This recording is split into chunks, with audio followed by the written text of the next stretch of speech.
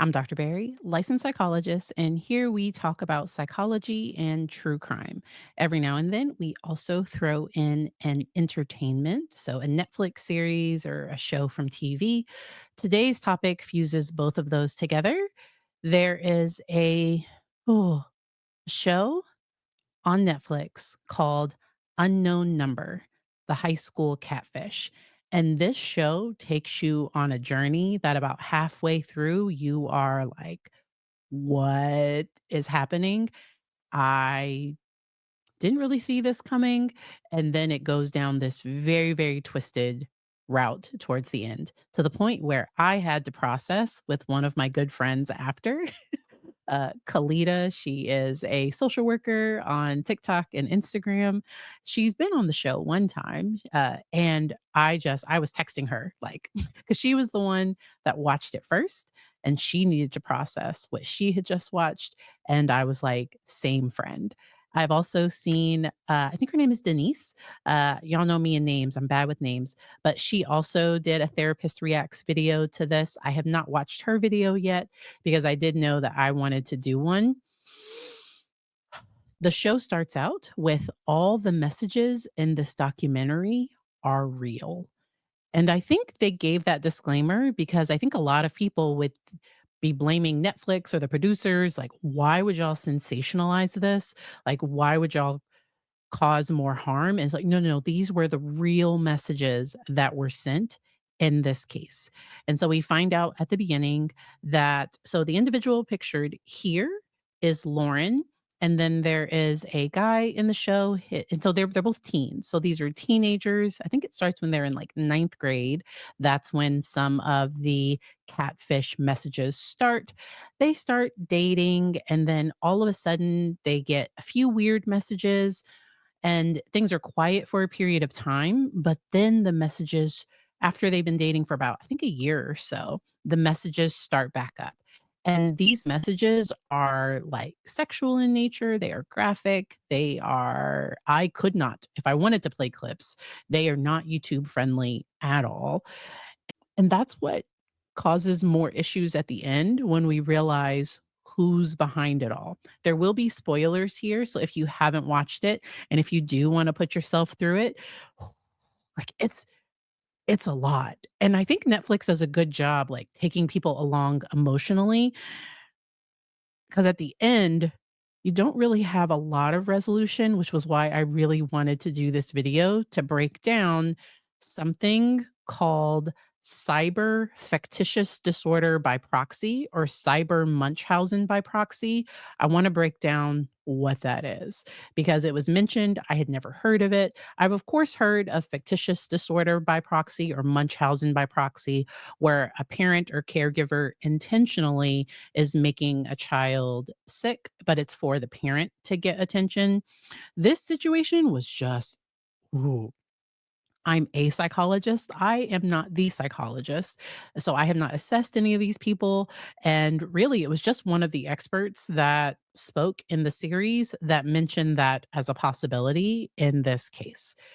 So this starts in a very small town to where they're saying there's like one stoplight, there are 2 bars. The school, it goes from pre-K all the way through high school, all in the same building.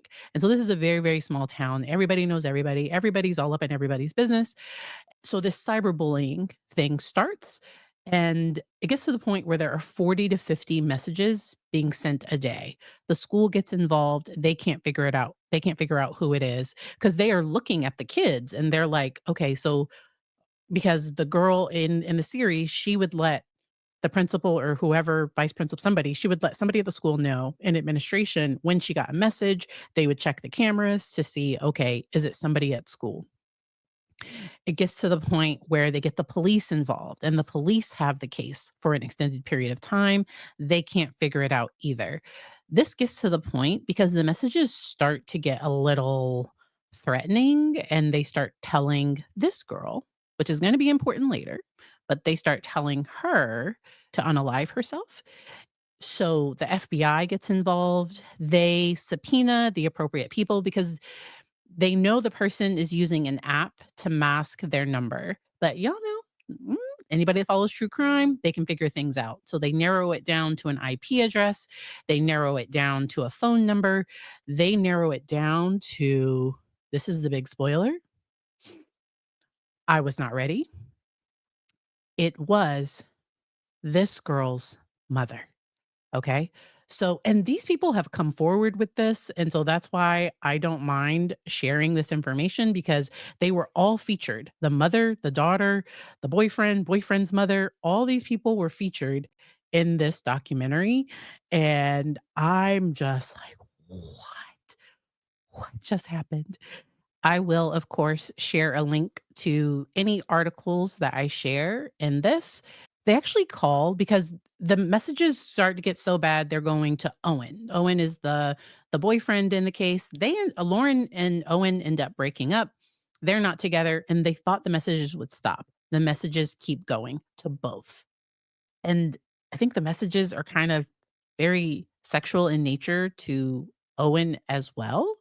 And, like, we're talking graphic. We're talking very detailed. I also thought the person was using, like, teen code. So, like, uh, I was surprised to realize it was an adult. I really was. But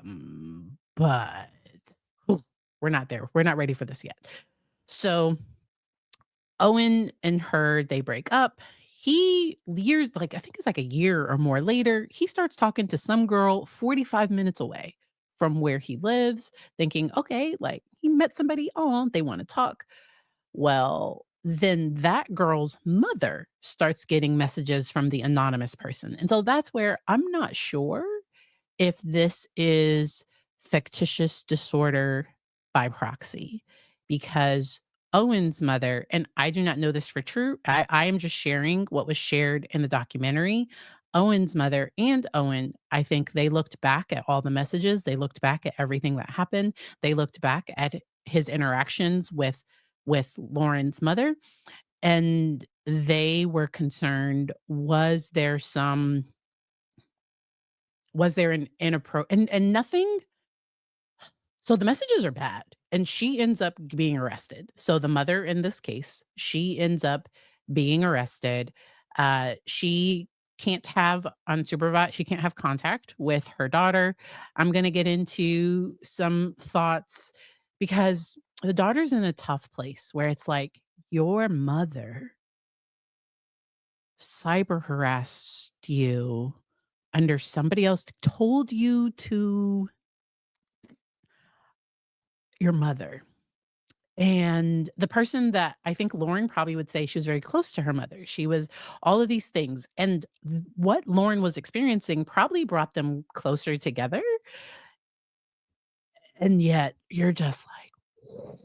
And so I'm covering this because I had never heard of anything like this ever happening. And um and so once again, this is spoiler alerts for this. Um And this has more of that information about Lauren and Owen. The messages started October 2020, resumed September 2021, and then it was just nonstop. We also find out after the fact that Lauren's mother, Kendra, had lost her job. Her husband did not know.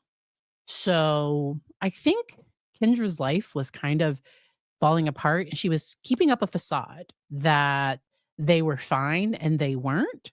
And when she was pretending to go to work, it sounds like she was instead doing these messages to the children and using things where the children were clearly knew it was somebody in their area. Other children end up being suspected of being the texter. I specifically remember, so Owen had like a friend named Chloe, so she's suspected. Owen has, I think, a cousin, she's suspected. Like, all like there was all this collateral damage that really couldn't even be addressed fully, I think, and even in the documentary, because there were times where poor Chloe, she's not wanting to go to school anymore. People are all suspecting, like, "Why are you doing this?" And especially it being a small town, I think that probably added to the dynamics in this. But all of this was, so they show the video. of Kendra, Lauren's mother, being approached by the police at her home where they have a search warrant for her devices, and they are gonna talk to her about all of that. They suspect it's her. She immediately confesses, but she wants to tell her daughter, but I think that part felt weird to me because it seemed like Kendra was almost wanting sympathy from her daughter and wanted her daughter to hear it from her, and almost that her daughter would take it better if it was coming from her. And really, her daughter, Lauren, seems completely disconnected. Like, if you watch the series, you'll see she finds out it's her mother that's been doing all of this, and she's just kind of fidgeting. And to me, just watching, she seemed kind of disconnected from the moment because I'm sure her brain probably couldn't even fully process and comprehend what was happening. The dad, because the police tell Lauren that the child that she needs to call an adult, and dad comes home, and dad immediately, I think appropriately, is like, "Kendra, you got to go," to his wife. He's looking at her like, "We're done. I want nothing to do with you. You haven't been like I so there's all of that. You haven't been working. You've told your daughter to like you were sending when I say like y'all, if you haven't watched it, when I say graphic, I am talking very graphic messages to your daughter of what you're saying you want to do to her boyfriend or that you've already done because it created this jealousy between Owen and Lauren when they were dating because the texter was saying we did this, we did that. Now, I will note, so Kendra says she didn't send the first message. And when I was watching, I heard Lauren, her daughter, say that she didn't believe it. There will be a cousin of Kendra that kind of comes up in the midst of this, who talks about her history of lying and manipulating, and that she does have her own trauma history. And once again, we don't use trauma to excuse. Because to me, what she did to her daughter, so she tried. So in the show, Kendra tries to say, I did this because I was trying to make sure that the bad thing that happened to me. So Kendra's going to say that, like, when she was a teenager, that she was essayed as a teen. That's what she's going to say. Like, I was trying to make sure that didn't happen to my daughter, but she's not seeing what you're doing to your daughter, sending her these explicit messages that is harmful. That is at minimum emotional harm. It could be considered like to the boy, what she's saying to him, like, I'm not a legal analyst, but like as a therapist, I was very concerned with all these messages because they read them. They read the messages throughout the entire series, and you're just like, it was her. She was the one that did this. And to be betrayed by your mother that way, and then to also have to grapple with, "But this is the only mother that I have." I was close to my mother because they kinda talked about Lauren, not having very many friends or, like, she was really focused on sports. Her mom was her coach, so they were probably very close, but I wonder if her mother kind of kept her isolated. I just I wondered if there was something weird or awkward about the dynamic where other girls were just like, and they stayed away. I don't know that for sure, total speculation on my part. I hope that all the people involved have very good therapists because the harm caused by this type of behavior is astronomical, and healing can happen. And we will talk about the cyber factitious disorder by proxy, where somebody uses the internet or messaging to harm their child, which is it was a lot. Okay. Of course, throughout all of this, the parents considered just taking the kids' phones, but they didn't want, like kids like their phones. And that's a whole other debate that we are not going to debate today.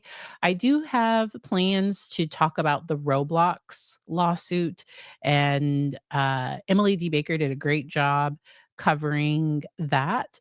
and I wanna cover it from the psychological perspective and about protecting kids. And there is an expert. I might try to DM her and see if she can come back on the show so that we can talk about protecting kids online. I think that's important. And so, like, in my notes, I literally wrote, "What?" And so Owen's mom appropriately, so this is the boy. So the ex-boyfriend in this, there was a disgust and a betrayal, and, like, because initially when the police went to Owen's mom first to say, like, "Hey, we think it's Kendra." Owen's mom was like, "It couldn't be." Like, "She was helping me. She was helping us. Like, there's no way it could be her." The police were even like, she was helpful, like, she was trying to check up on the investigation, but was she checking up on the investigation to see if she was getting away with all of this? Those are just my thoughts, I don't know that for sure. And then there were questions of how long would the mother let this go on? She doesn't really answer that, in my opinion. And to me, the mother my thoughts, she seemed to kinda minimize some of this. Ugh, it was a lot. And she tried to just say, "I wasn't myself." I lost my job and then I wasn't, but, like, if what you become when you lose your job is you start cyber stalking children, that is it's a real big problem. Like, and it was her cousin that said, "You can't escape the grips of her manipulation while you were still talking to her." And it reminded me of, like, Lori Vallow, Chad Daybell, people, even Nicholas Cassotis, people that have that silver tongue where they're able to almost talk their way out of anything. They can get people on their side. They can their story kind of makes sense, but there's something missing. But, like, you're trying to give them the benefit of the doubt. You're struggling to integrate the information that doesn't fit in with the image and the idea that you have of them throughout this process. So Lauren and her dad, they lost everything that they owned in a storage unit because mom was lying about the finances and she was the one that was controlling a lot of that. The judge banned the mother from having contact with her daughter, at least through the trial process. And I'm guessing that CPS, because to me, this would have been like a child protective services, family court type issue. Because if I was the father, if I was the other parent in this case, I would be like, no, no, no contact. Now, the daughter, Lauren, she wants a relationship with her mother and she feels like a piece of her is missing. And I can empathize with that. And if I was her therapist, it would be like, we have to make sure that your mom is safe.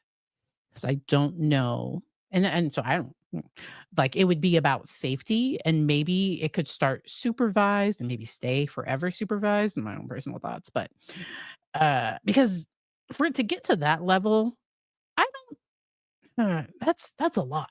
And if you watch the messages, if you watch this, you will understand what I'm saying with it was a lot.